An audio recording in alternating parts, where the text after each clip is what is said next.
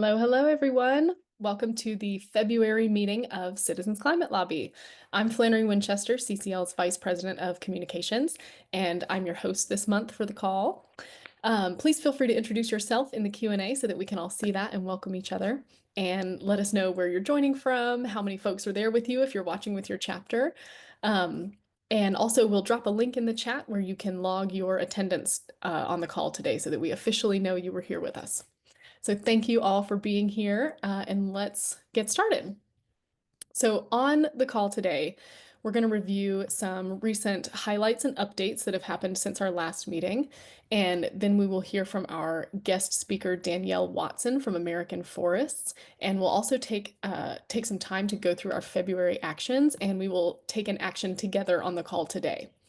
But before we get into that agenda, I'm going to hand things over to CCL's Executive Director, Rachel Korestis, for some perspective on the state of things. Because our January meeting was on January 11th, so that was before the inauguration. And so it's been almost 3 weeks since the inauguration, and those have been very busy and at times alarming 3 weeks. And I know that many of you are eager to understand how CCL is thinking about everything that's going on. So to start us off today, I'm going to hand things right off to Rachel for her perspective. Hi, Rachel.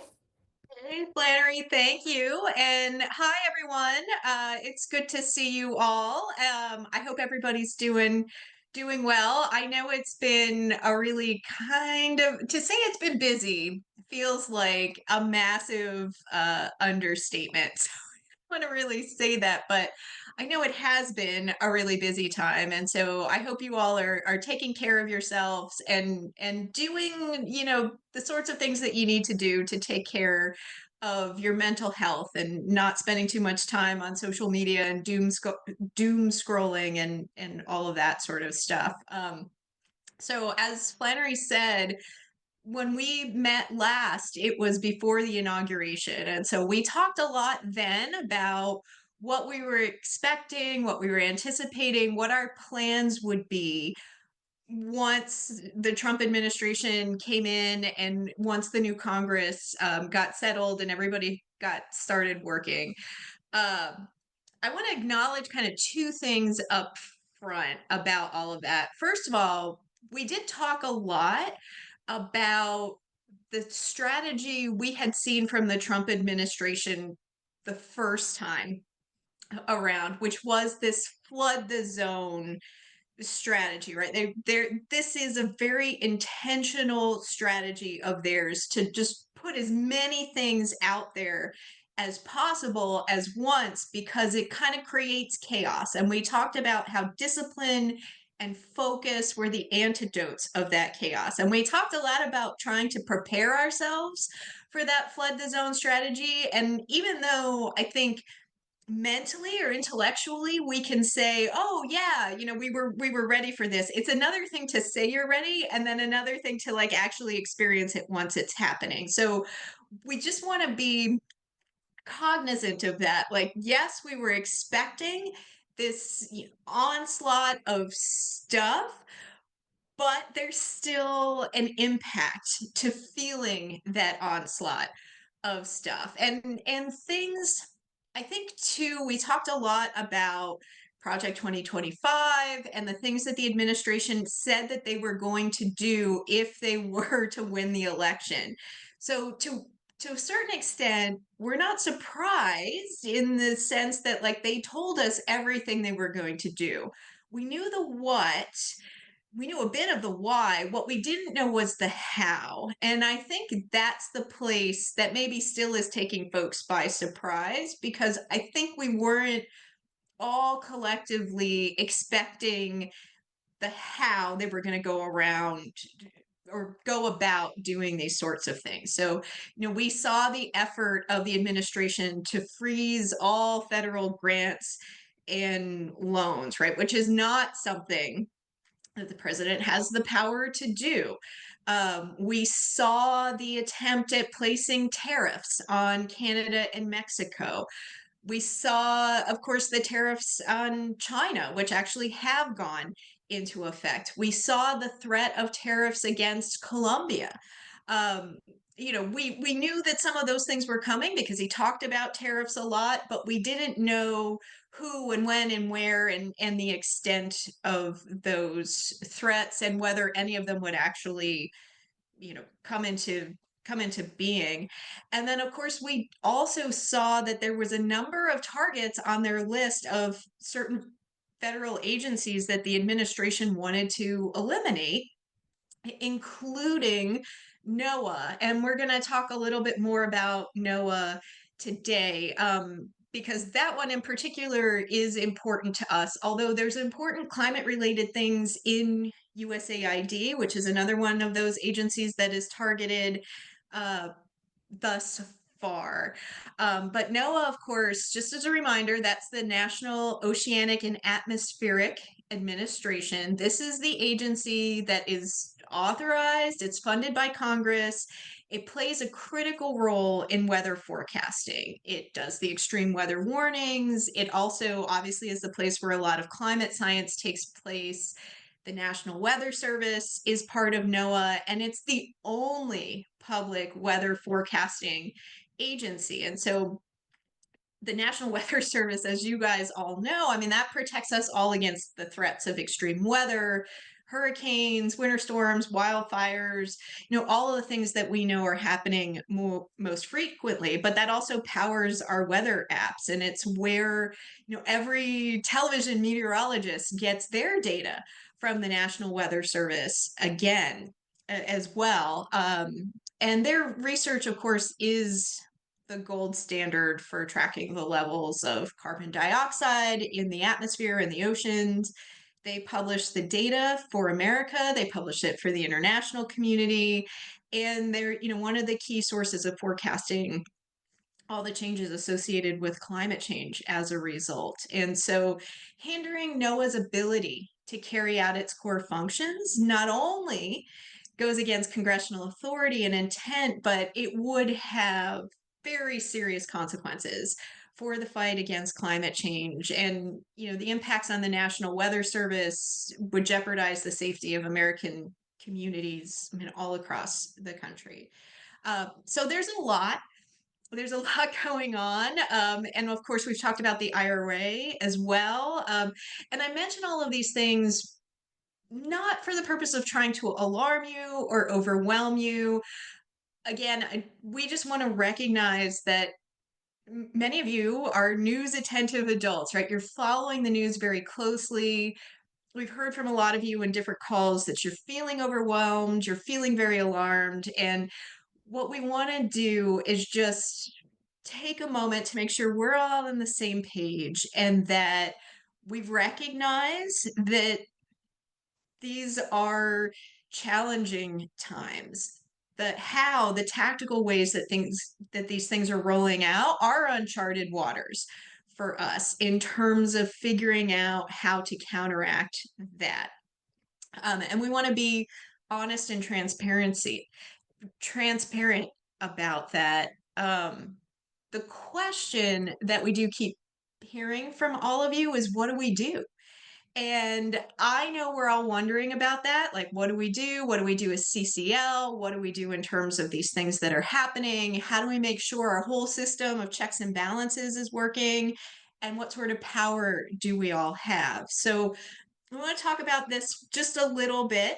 Um, the first and most important thing is that there is some real energy gearing up out there, not just within CCL, but kind of across the board. I think there was maybe a little bit of like resignation after the election, or, I don't know, maybe just some complacency, even in some pockets.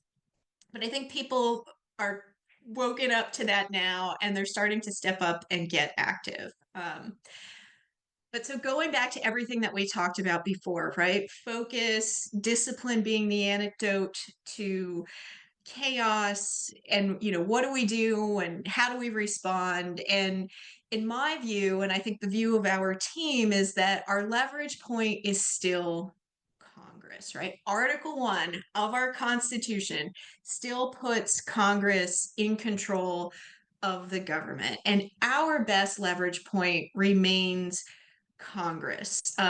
A lot of what we're seeing here is the executive branch trying to extend its authority into areas that constitutionally belong to Congress. And Congress can and should flex its muscle here. And I think leadership in Congress and members of Congress are trying to figure that out. And you're seeing more and more of that happen in a bipartisan way. No one really wants to give up the power that the Constitution has placed in Congress. And so, you know, at the end of the day, members of Congress still want to get elected.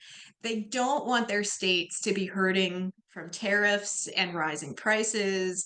They don't want the programs and businesses in their states that rely on government funding to be cut. They see the importance of scientific research, that they don't want cancer research being stopped. They don't want the National Weather Service to go away. And so when their voters, and by extension, those lawmakers themselves, begin to feel the pain of these policies, they can and will have sway on the administration. So all of that means that our work focusing on Congress, talking to Republicans, especially, is vital in this moment. We have to keep up that drumbeat. We have to keep reminding folks why this is important, why it's important to their constituents. And we have to do that in that framework of this is your lane, this is your power, this is what the Constitution has told you guys to do. So go do it. So we're going to keep doing that. And we're going to keep doing that on the issues that we know best and that we're closest to. So those millions of dollars of investments, hundreds of thousands of clean energy jobs that are risk from the IRA funding pause. Tell your senators, tell your representative about that. We've given you an action in the February action sheet to do just that. And then the congressionally authorized and directed climate science, extreme weather forecasting is at risk. As I mentioned a few minutes ago, NOAA's climate and weather data is key to everything that we do. So we've got messages to Congress about that as well. Tell your senator to protect NOAA. Tell your representative to protect NOAA. We'll do this together a little later on in the call. And it's not just us that's doing that. Lots of our partners and allies are out there doing the same thing, and that's also a really good thing. We want everybody to be out there doing their part, raising their voices. And people are doing this beyond climate too, right? So there are folks calling and emailing and doing all of the things that we do on all of those other issues as well. And it might not always be as easy and as fast because everybody's trying to figure out who's doing, what and where and how much authority the administration is trying to grab from Congress and what the roles of the courts are going to be. But we know that our most promising path forward is to leverage our grassroots volunteers and to set you all on the path where we know you can be most effective. We can do our part, right? And we're going to do our part because the more we do, the more we get out and say Congress has the authority. This is a democracy. Article 1 of the Constitution, the more people are reminded of that. And I can't think of anything that's more important to do, not just for climate, but in general at this moment. So we're going to stay on the field. We're going to do this work for as long as it takes, and we're going to do it all for the benefit of our climate and our democracy. And so let's get out there. Let's do our best. I'm going to turn it back over to Flannery and we're going to get more into the details. All right. Thank you so much, Rachel. That's helpful to understand that perspective. And we'll make sure that we share a recording of this meeting, including your message there on CCL's YouTube channel after this meeting so that folks can share it with anybody who might not be on the call live with us right now. And I also want to acknowledge I'm seeing some questions in the Q&A. And so I want to encourage folks to go to the the forums on CCL community, this is an ongoing conversation that we want to have with you. And so feel free to post those in the forums. And Rachel, I don't know, in the next few minutes, if you're on the call, if you want to hop in the Q&A and maybe write in written response to some of those questions, that would be helpful. Yep. Okay. All right, so now we are going to move on to the next part of our agenda. So we'll take a moment to go over some recent highlights and other kind of headlines that have happened since our last meeting. And if folks have had any local successes or updates that you want to share, please feel free to drop those in the Q&A and I'll read a couple of those out. So the first update is our outreach to Congress in the month of January. So together during last month's meeting, we sent a sort of welcome message to lawmakers soon after they were sworn in to try to start the Congress off on the right foot, let them know that our volunteers are on the ground in their states and districts building support for climate action, and we're at the ready to help them take more climate action. And then as the LA wildfires kicked up later in the month, we had a special action to send emails to Congress asking them to work together to reduce wildfire risk. So altogether in January, we had 10,642 contacts with Congress. And we are starting to see some things happening in Congress. So the another update from this month is in the area of the Inflation Reduction Act, which of course we are in the process of defending. And there was an encouraging development from some congressional Republicans. So 8 Republicans on the Ways and Means Committee spoke up in a committee hearing in defense of some of the clean energy measures in the Inflation Reduction Act, the IRA, because they are seeing jobs and investments come to their districts thanks to those climate measures. So the members who spoke up, I've listed them here on the slide, and we posted more details about this on CCL's Blue Sky profile and our X profile if you want to check those out. If you see any familiar names up there, if those are your members and you want to learn more, definitely check that out. But I share this for everyone because this is a good indication that our arguments about the IRA benefits are landing. There's fertile ground for these arguments in Congress, and we're seeing Republican members themselves making some of these arguments on Capitol Hill. So we are going to keep up this IRA defense as the Republican budget process progresses, which could, we know that budget reconciliation is a process that can take a long time. So we're in this as long as we need to be. And later in the call, we will talk to you about an action that we can take specifically on elevating the IRA benefits that you can do this month. And then the other big update since last month, and related to those messages we've been sending to Congress, is about a bill called the Fix Our Forests Act.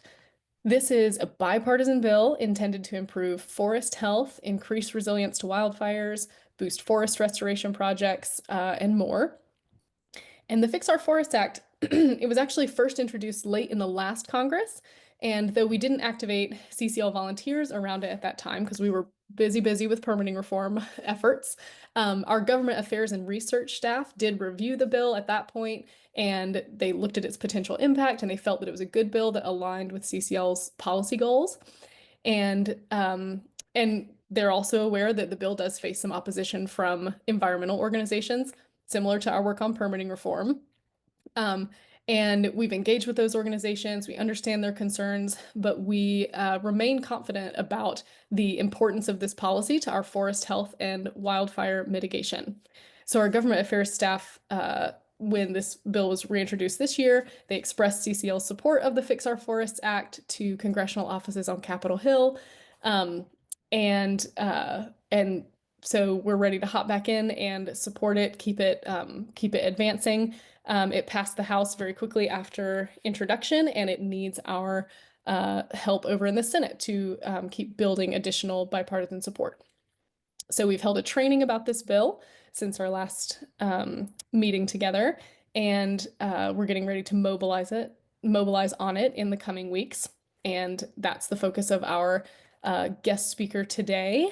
So let me just take a quick glance at the Q&A and make sure I'm not missing any local updates that folks wanted to share. Okay, I'm mostly seeing questions. All right, so let's just hop right to our guest speaker. So we will turn now to Danielle Watson. So she's here with us from an organization called American Forests. And for those of you who aren't familiar, American Forest is dedicated to protecting and restoring America's forests, and they've been doing it since 1875. So this is the organization, they actually originated the ideas for a national forest system and the U.S. Forest Service. So they've been around and they've funded more than 1,000 forest restoration projects in every state, planted 65 million trees, and helped expand tree canopy in dozens of major cities. So if there's anyone who knows what's good and necessary for healthy, thriving forests and trees, it's these folks. And Danielle, in particular, manages American Forest Climate Policy Portfolio, um, and supports policy and government relations needs for American Forest tree equity and resilient forests programs. So she's here today to tell us a bit more about the organization and their support of the Fix Our Forests Act. And I'll just shout out again, if folks have questions about anything that Danielle touches on, feel free to put those in the Q&A, and we'll take as many as we have time for after her presentation. Thanks for being here, Danielle. I'll turn it over to you. Awesome. Thank you, Flannery, and thank you to the whole CCL team for having me here. Happy Saturday. I am going to share some slides while I do that. Bear with me. No, not that one. That one. All right. Is that we're working? Looks Yeah, good. we can see them. Perfect. All right. Well, first, I also want to say ditto to everything that Rachel said. I think that's a really good reminder in these times. And hopefully this hour or so that we spend together, we can all stop doom scrolling. So I'm hopeful to that. But I also loved your messages about discipline and focus. And yeah, I think we can all learn from that. And I know you know my colleagues at American Forest have joined your meetings before, and even our CEO, Jad Daly. So I think you're somewhat familiar with American Forest. So thanks for having us back. Again, my name is Danielle Watson, and I'm our Senior Director of Policy. I'm actually a little new to American Forest. I just joined back in May, but I'm not new to the forest policy arena. I did want to pose an exciting question for today's presentation of, do we need to fix our forests? So keep that in mind as I go through the presentation. And also note, if you want to follow along with the bill text later, if you're like really nerdy and into that, I encourage you to go ahead and pull it up now. You can go to congress.gov. It's HR 471.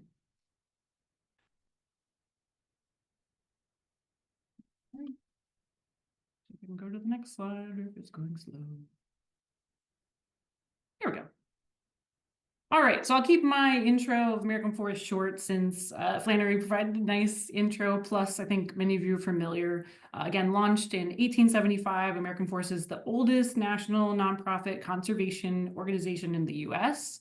Our mission is to create healthy and resilient forests from cities to large natural landscapes that deliver essential benefits for our climate, people, water, and wildlife.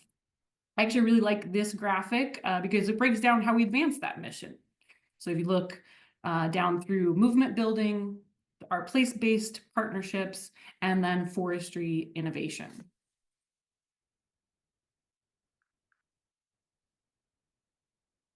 All right, this map isn't completely up to date, so don't tell on me, but it does give a good snapshot of the places where we work across our two main programs, the Tree Equity Program and the Resilient Forests Program. Tree Equity is, of course, our urban forest program. We're not going to talk about that today, unfortunately, but I do encourage you to explore what that team has been up to on our website. And if you haven't already, please check out the treeequityscore.org, where you can see how your neighborhood stacks up. The lower the score, the higher priority for new trees. So we're going to talk a little bit more about American Forest's Resilient Forest Program, which helps restore forest health across the United States, Canada, and Mexico.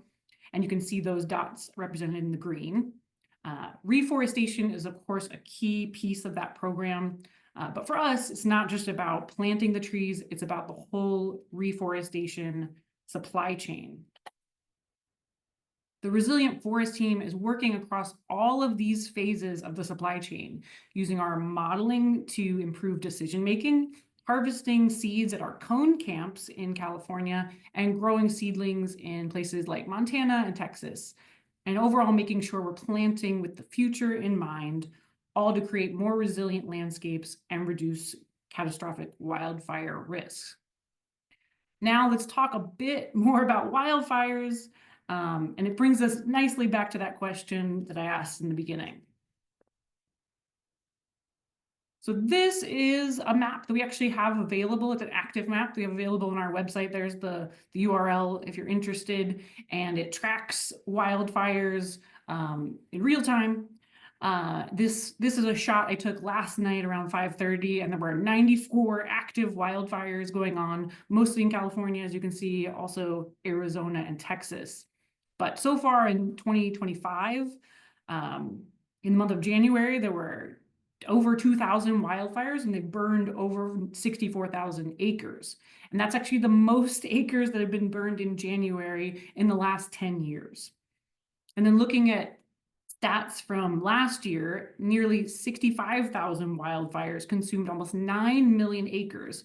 And both of those numbers are considerably higher than the 5- and 10-year averages that we're used to seeing.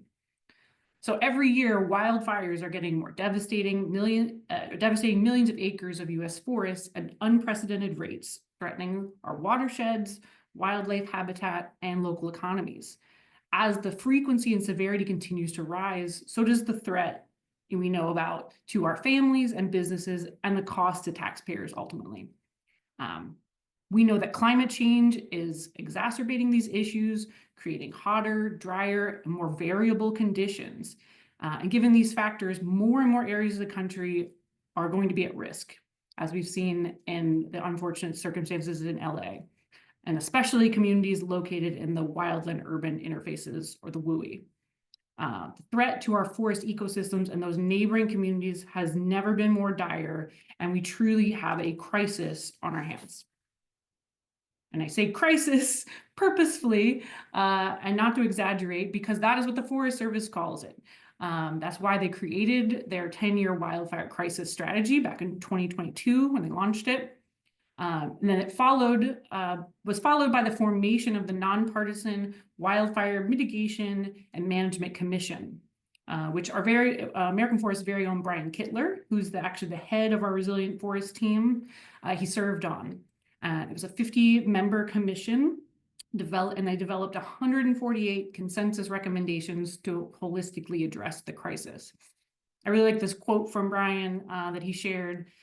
As a country, we need to choose what kind of fire and what kind of smoke we're going to live with in the wake of climate change.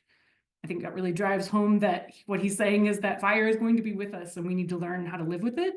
And we need to learn, we need to decide how we want to move forward and what we want the landscape to look like.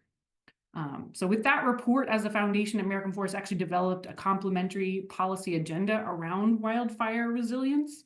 I don't have time to walk through that today, but I certainly encourage you to check it out, and I can also share copies with anyone who's interested if you can't find it. All right, so in the face of a changing climate and wildfire crisis, we need to play both offense and defense for carbon.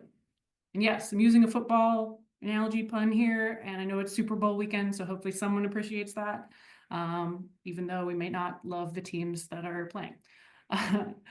I didn't create this slide actually, so I will say that I did steal it, but I saw it and I was like, this is perfect for this timing. So essentially, we need to not only commit to that post-fire reforestation and planting more resilient trees, so that's the offense side of things, but we also need to protect the trees we have through fuels reductions, thinnings, and also conservation programs to keep more forests as forests. We're going to stay on the carbon topic for a minute, dive a bit deeper. This report here is another great report that comes out every year that I encourage you to check out when it does. This is the latest report that came out in December. And it again shows that forest trees and forest products collectively are the largest net carbon sink in the US. They remove the equivalent of more than 14% of our total greenhouse gas emissions, or over 17% of our CO2 emissions, which is huge. Now here's where it starts to get interesting. Private forest lands account for nearly 78% of that estimated sink strength, with the private forest lands in the South accounting for the majority of that sink. So you might be wondering, like, why aren't public lands and national forests, in particular, a stronger part of that sink? There are a number of factors, but ultimately, many Western states, which remember are made up of public lands mostly, now emit more carbon than they sequester on an annual basis due to these compounding factors and the effects of climate amplified disturbances like wildfires. So I'm not trying to suggest that public lands should be managed exactly like private lands, but all data and modeling is pointing to the reality that more and more of our forests may become sources of carbon and therefore will not be able to maintain and certainly not increase the forest's ability to sequester and store carbon without significant changes to the way we operate. Kendall DeLizer is a carbon modeling genius who I'm lucky enough to work with at American Forests. She actually has brand new research coming out on California later this month. I didn't have a picture because, again, it's not coming out yet, but I didn't want to make something up. So anyway, she has some key findings that I think are really important to this conversation, that I can at least preview for you. Climate smart forest management, which includes a suite of practices, which she goes into. A lot of them relate to agroforestry type things, plus fuels reduction, plus prescribed fire, and playing with sort of rotation, different rotations, can actually reduce carbon losses. So I'll say that again, sorry. Climate smart forest management, which includes a suite of practices, can reduce carbon losses by 11% in California by 2045. And that number was important because that's a goal that they had set. So 11%. Included in that, innovative wood utilization, like biochar, other forest products, improves all scenarios for carbon versus burning or leaving them in place to decompose. And finally, just protecting the trees is not enough to have a positive climate mitigation impact. The science is demonstrating that there's a better carbon trajectory following a short-term period of carbon loss due to something like a fuels reduction act, which said another way, it's better to pay upfront some carbon costs from forest management to in turn create long-term stability in the forests. So thank you for indulging me a bit as I went through all of that. I just think it's really important to set the context as we then dive into the bill. Now we can dive into the bill, and so feel free to pull it up if you have it and follow along. As Flannery mentioned, Fix Our Forests offers a suite of wildfire solutions, not only to advance new tools, technologies, and partnerships needed to confront the wildfire crisis, but also improve transparency and accountability of our mitigation investments. The latest bill, which again is HR 471, was introduced on the 16th by Bruce Westerman and Scott Peters, and then it passed very quickly out of the House. The vote was 271 to 141, which means that 64 Democrats joined all Republicans in support, which is actually up 9 Democrats from the last time they voted on it. So not a lot, but it is showing that there's some growing bipartisan support for the bill. All right, here we go. I'm not going to go section by section because it is a big bill and includes a lot of things, but here are some of the highlights, so feel free to follow along. I will note that I'm not necessarily talking about them in priority order. I tried to, as much as I could, go in order while I'm talking about them as they go through the sections. So what we love about the bill, one of the things, Section 102 creates a fire shed center. This has really strong bipartisan support and matches the Wildfire Commission recommendations that I mentioned, which gives more dedicated resources and helps to drive coordination across the agencies. Section 111 adds tribes to the Good Neighbor Authority, which encourages cross-boundary work and improves shared stewardship. There are also a couple of other sections that better incorporate tribes into existing authorities or call for closer collaboration, which we really appreciate and encourage in all legislation. So then there's Section 205, which is about seeds of success. It talks about enhancing the domestic supply chain for seeds.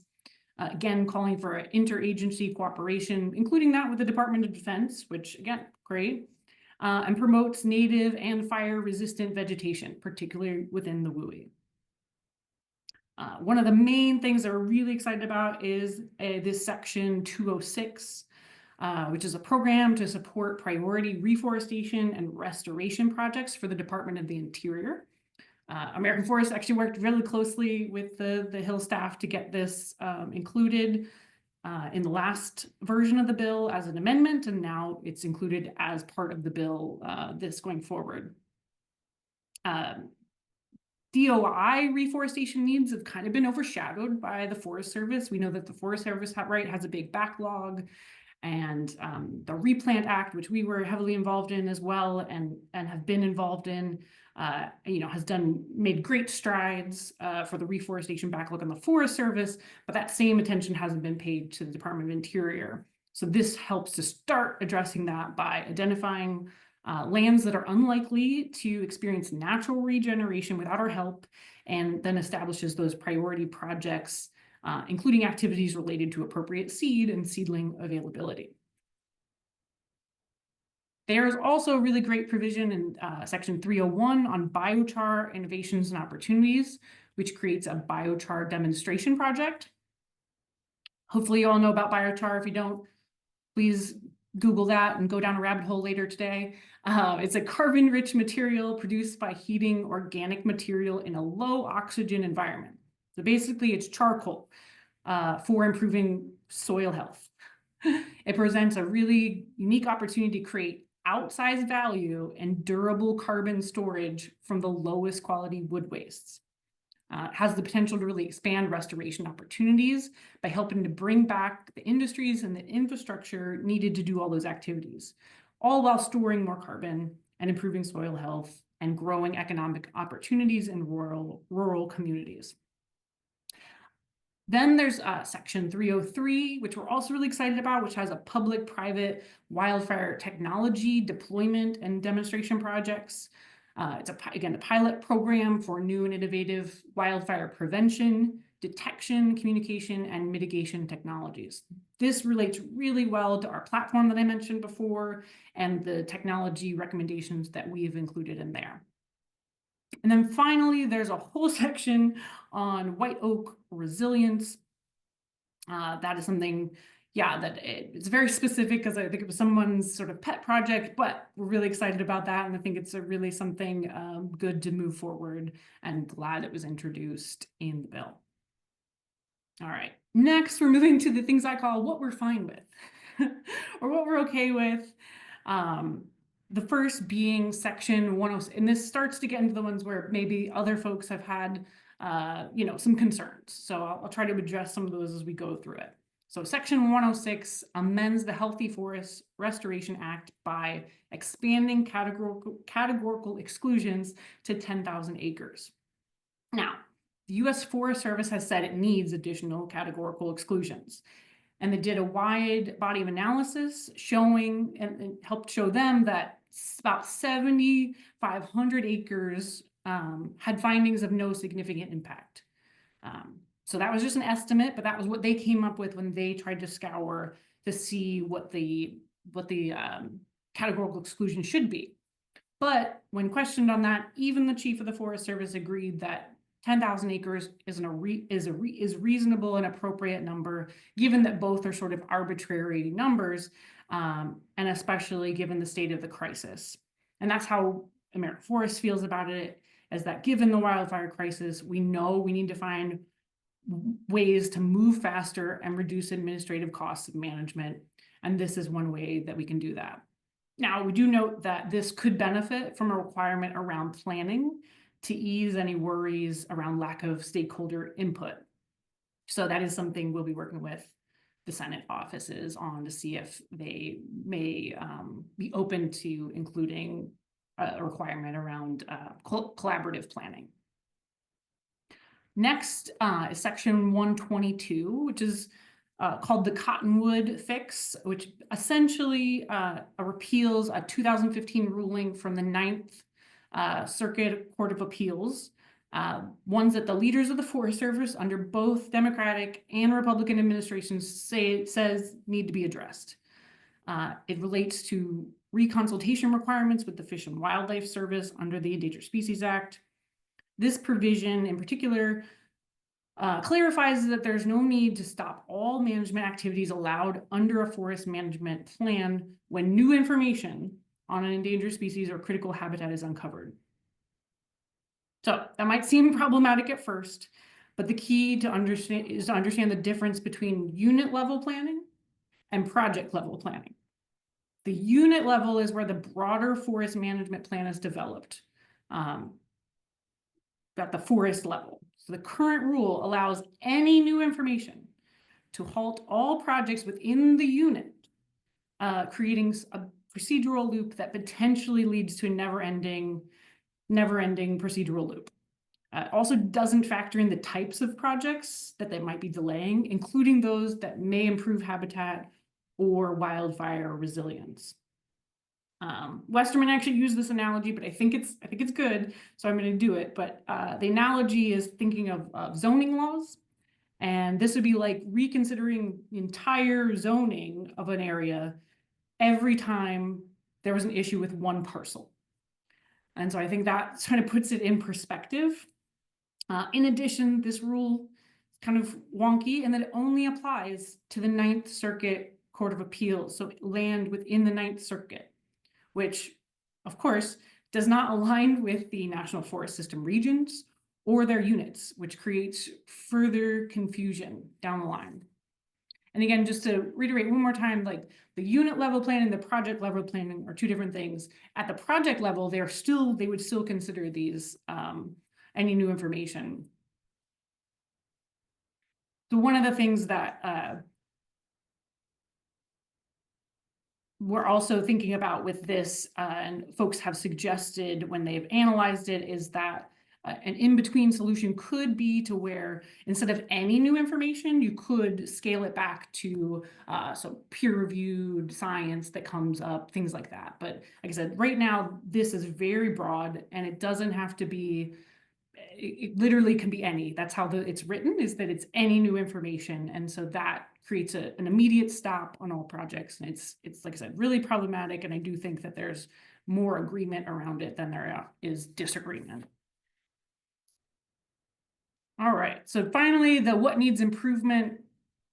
And this is the thing, these are the things we're going to try to work with in the Senate. The litigation reform in section 121. We know that in particular, that section about limitation on claims requires claims to be filed within 120 days, and parties have to have participated in the public comment period. We know this is the biggest roadblock for broader bipartisan support. And we do actually agree that the language is a little unclear and may even lead to more litigation rather than less. So, you know, we would love to see that cleaned up a bit, and are definitely going to work on that with the champions. Some other sections, section 204, and there's another section too related to utility lines and categorical exclusions around utility lines. We don't really think that either of these provisions are particularly helpful, and in fact may detract from the bigger issue around the maintenance of the grid infrastructure. So it's making it seem like it's a vegetation management issue when we see it as more of a grid maintenance issue and something that should be addressed, you know, by the electric utilities in that way. Finally, there's a couple of sections on studies related to relocating the Forest Service headquarters, or studies related to Forest Service policies. And while we love a good study, you know, those definitely require resources, and we don't think that they're probably the best use of resources at this time. Unfortunately, they're kind of priorities for Westerman, so there are things we can live with because they're just studies, but again, don't think that they're best use of resources, and do hope that perhaps maybe we can eliminate those. One of the big limitations of all of these is none of the provisions come with funding authorizations. And many of them, as you may imagine, really need funding to be actually implemented and effective. And so that's another big hurdle and a big criticism that actually has been weighed, and that is definitely true, and we need to work on that in the Senate. All right, so what's next? Again, this bill is really in a good position to move. It's one of the only bipartisan bills out there. And again, not bipartisan with a couple of people, but bipartisan in a growing sort of coalition. There's key Senate offices now working on it. Senator Hickenlooper, who's a Democrat out of Colorado, as well as Senator Bennett, also a Democrat out of Colorado. Senator Wyden out of Oregon, Democrat, and Senator Sheehy, who's the new senator out of Montana, who's a Republican. Those are sort of the key folks. Not surprising that they're all Western folks, even though, again, this bill has been referred to the Senate Ag Committee. A lot of those folks on the Senate Ag Committee, if you look, are in states that this isn't particularly relevant for. Right. So I think we're going to look to the leadership of those folks that I mentioned to really negotiate this and move it forward. One of the things, and I think Flannery mentioned this too, I think we need to work on education with other groups, right? Other coalitions, other partner organizations to try to educate them on the broader benefits of this bill, and then have them work with us on some of these improvements so that we can hopefully get them across the finish line.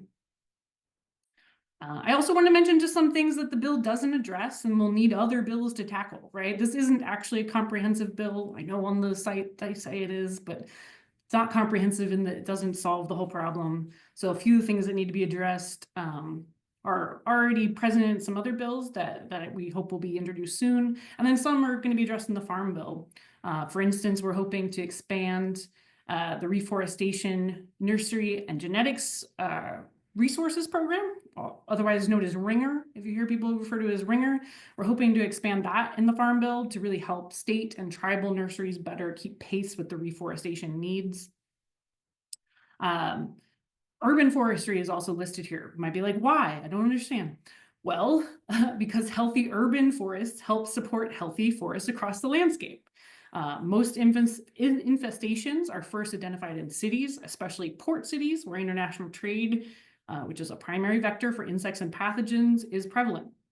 These pests then spread to the rural and wildland forests where the full spectrum of forest values are at risk. So we really see those as interconnected, not this separate piece over here. So I wanted to call that out as well.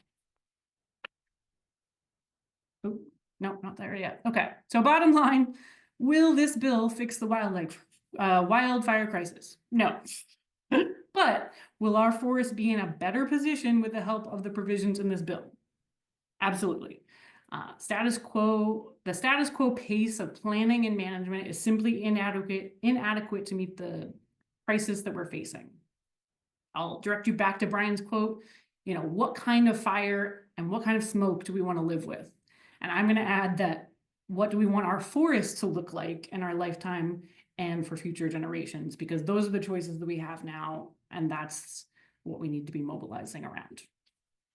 All right, well, thank you. And there's my email address, and I really appreciate you all having me and happy to take questions.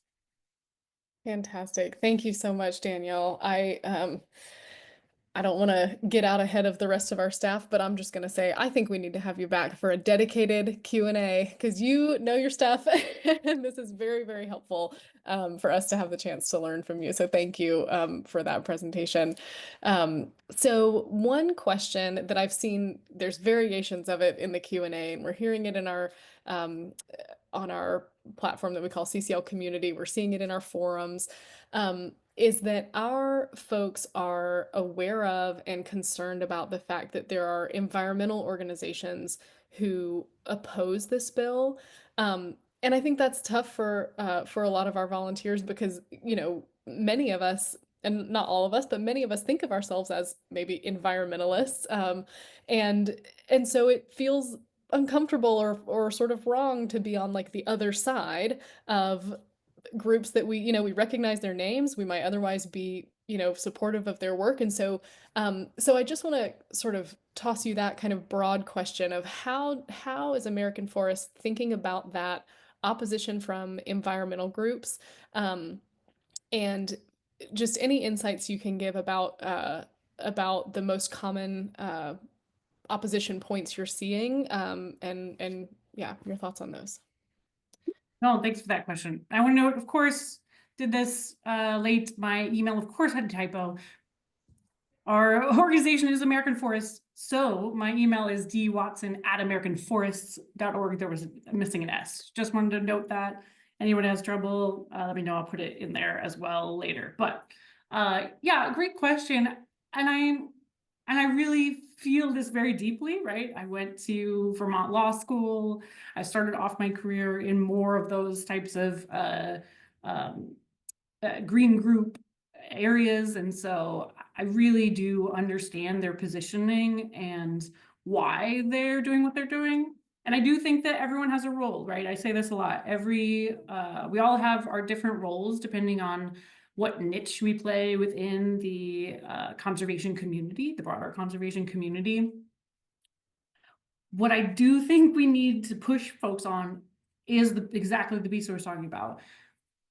If you say we have a crisis, which we do, and the 50 members of that commission did, and the Forest Service agree, and the data show that we have a crisis, then we cannot keep doing what we're doing at the pace that we're doing it.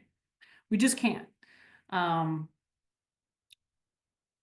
to further that, we also, really do a disservice to ourselves of thinking of people as separate from the environment and separate from forests. I think we have to start seeing it as intertwined. And that's what, things within the wild and urban interface tell us, right? But even beyond that, like, we are not separate from these forests. Our well-being is tied to their well-being, and the impacts of them will impact us. And if we don't do anything, or if we keep, again, this sort of status quo, we are going to continue to lose more forest acres, and they will not look the way they have looked. And some people say, oh, that's okay. It's nature, it's fine. But that's when, again, we go back to choices of, this is all anthropogenic, in that meaning, like, we have shaped the landscape for, millennia, right? And so we get to make choices about what we want it to look like and what values we want to have and protect. So do we want to be able to recreate on those landscapes? Do we want to have wildlife on those landscapes? And that's the big questions that you have to ask. And you have to ask what risks you're willing to take with that, your sort of your risk tolerance. And I feel like right now we're still in this denial phase where we don't want to admit that climate change is moving as quick as it is, and is impacting the places that we love. And I think that's the struggle, is that people have very real attachments to these landscapes, which is natural and again has been the way we have evolved. And so I hope that helps answer that. Yeah, thank you, Danielle. And I wish that we had time. We have some more questions in the Q&A, but we have a little bit more on our agenda, including we're going to take an action all together with our volunteers. We're going to email Congress about NOAA to protect that agency. So further important stuff to get to, but thank you again so much for your time, for your insights here today. If you want to take a peek at the Q&A, and if there's anything you can quickly answer, feel free. But I also know it's Saturday, so if you need to get on to your weekend, we understand that as well. But thank you again so much for being here with us today. Yeah, thank you again so much. And I'll stick around as much as I can and play in the chat. So Awesome. Appreciate it. All right. Thank you, Danielle. All right. So everybody, now we are going to move into our action section. So first, let's discuss the big actions that we've got for this month. And go ahead and get your laptop or your phone handy, because we're going to take an action together here in a few minutes. That's the action about NOAA that I just mentioned. So first, there's an action in the February action sheet about kicking off this year's IRA defense on social media. So over the last few weeks and months, we have asked you to be gathering stories of IRA benefits in your chapter or in your district or state. And a few weeks ago, our research department rolled out a database of IRA investments, jobs, and projects that have benefited states and districts across the country. So now that you've been doing all that, now's the time to take your knowledge of those IRA benefits and start to get the word out. Specifically, we're going to ask you to do that on social media and directly to Republican members of Congress. So the action sheet has detailed guidance to help you turn those benefits into an effective social media post. Most likely on X or on Instagram is what we're recommending, because those platforms are where Republican offices are most likely to be active and where the notification structure kind of works in your favor to make your post visible to them. But you'll find a few sample posts on the action sheet, so you can model your post on those. And here's one of those sample posts. I won't read it, but you can find this in the action sheet. And I'll just give you an additional little bit of context, that a reminder that the reason we're focusing on Republican members of Congress for this action is because Republicans are in the majority in the House and the Senate. They are currently working on budget proposals that could repeal parts of the Inflation Reduction Act. We do not want them to repeal the climate measures of this law, especially the ones that are doing the most to reduce America's climate pollution, like the clean electricity tax credits. So that's part of why we have this focus on Republicans in this action. And the other reason that it's strategic to talk to Republicans about this right now is because, as you may have seen, President Trump has paused the disbursement of funds from the Inflation Reduction Act. And so it's Republican lawmakers in his own party, more so than Democratic lawmakers, who will be able to have the most sway with their colleagues and with the administration. And they can really go to bat for the clean electricity tax credits that are benefiting their states and districts. And as I mentioned earlier in the call, we're seeing a few Republicans already starting to do that. So this action will help make Republican lawmakers more aware of the benefits and be on board for protecting the IRA. So that's in your action sheet. We're not going to do that one right this second, but what we are going to do together now is we're going to take a few minutes to contact Congress in defense of NOAA, the National Oceanic and Atmospheric Administration. So go ahead and grab your laptop, your phone, start navigating to this short link you see on the screen. It's cclusa.org/NOAA. And this action is actually not on your February action sheet, but the events of the last week or so have made it clear that this agency is at real risk of its core functions being compromised. And we think that that's important because, as Rachel discussed at the beginning of the call, NOAA gathers climate and weather data. It provides it to the American public, to the international community, and that data is vital to American safety in the face of extreme weather and really to the entire project of fighting climate change. And CCL is a science-based, evidence-based organization, so we recognize the huge value and importance of that data and that ongoing research. And so, because we have relationships and respect in Congress, our voice can be loud in this discussion. So we're going to take this moment to break a little bit from the action sheet, and we're going to speak up. So we've prepared an action tool for you to use to quickly send a message to Congress. And it's there again at that short link, cclusa.org/NOAA. I'll let you pull that up, and we're going to take 3 minutes now to send those messages to Congress.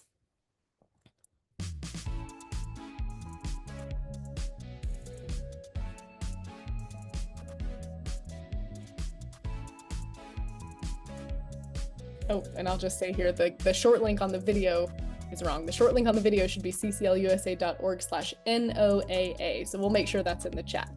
You want to go to cclusa.org/NOAA.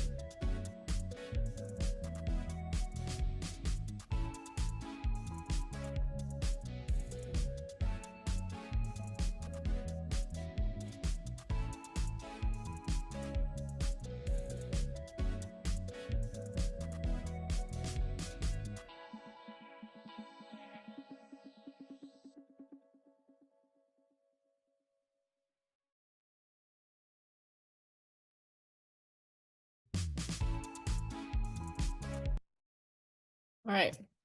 Thanks, everybody. A high five to you. We appreciate you taking the time to send that message. And again, that's a little bit of a break from the action sheet just because we, are seeing the headlines, seeing what the biggest needs are, and thought that it was really important for us to speak up and to help you speak up today on that. All right, so just a couple other quick things from the action sheet before we wrap up. So we have a communication skills exercise about the Fix Our Forests Act, so you can start to prepare for conversations with Congress and the public about this legislation. So that's available on the action sheet. And next we have a grassroots action. We're encouraging you to go ahead and start thinking about Earth Day activities that your chapter might want to arrange for the month of April, because Earth Day is April 22nd. So you could think about tabling or at like an Earth Day festival or another event, hosting a film screening, organizing a house party, setting up a presentation about climate change. Lots of options to take advantage of that big opportunity for community outreach. And last but not least, coming up on March 4th and 5th is CCL's Conservative Conference and Lobby Day in DC. So this is our 5th year doing this event, and it's exclusively for our right of center CCLers, and they meet specifically with Republican congressional offices. So this year, before folks head to Capitol Hill, our conference attendees are going to receive training in persuasive communications. So this is a proven framework that has successfully driven bipartisan policies in other sectors like healthcare, but we're going to apply it to climate and clean energy. And so it will equip you to persuade your audience on whatever topic you're talking about by helping you understand your audience, tailor your message, and choose the right spokesperson. And so in our case, it's going to help our conference attendees be more successful building support for climate and clean energy with conservative lawmakers. So after that training, our folks will have the chance to turn around and apply those principles of persuasion to their lobby meetings and really maximize their impact on Capitol Hill. So if you are one of our right of center CCLers, that could be you. The application deadline is February 18th. So please fill out our questionnaire here in the next week or so to apply and claim your spot in that persuasive communications training and our lobby day. And then at CCL's March meeting next month, we will be fresh off of this event. So when we're on the call next month, we'll get the full download from CCL's government affairs staff about how the meetings go on Capitol Hill and how our presence is moving the needle. All right, folks, that's what we've got for you this month. Thanks for hanging in there with us for a longer than usual call. Had a lot to do. But as a quick reminder, let us know you were here today. We've got that attendance link in the chat. And thank you again to Danielle for her insights about the Fix Our Forests Act. Thank you to Rachel for helping us try to make sense of all the news and how CCL's work can make a difference in these critical times. Thank you for listening to this episode of Citizens Climate Lobby's training program. You can tune into more episodes anywhere podcasts are available. Inspired by what you heard today? Join Citizens Climate Lobby to advocate for bipartisan climate solutions. Go to community.citizensclimate.org to find more trainings, resources, your local chapter, national action teams, discussion forums, and more. Be sure to like our Facebook page and follow us on Twitter and Instagram @CitizensClimate. We also invite all of our listeners to subscribe to our YouTube channel for more inspiration. Like what you hear? Recommend us to your friends and make sure to give us a 5-star rating. It helps us show up on other listeners' feeds. Feel free to pass on any suggestions for future episodes in the comments as well. And together, we are creating the political will for a livable world.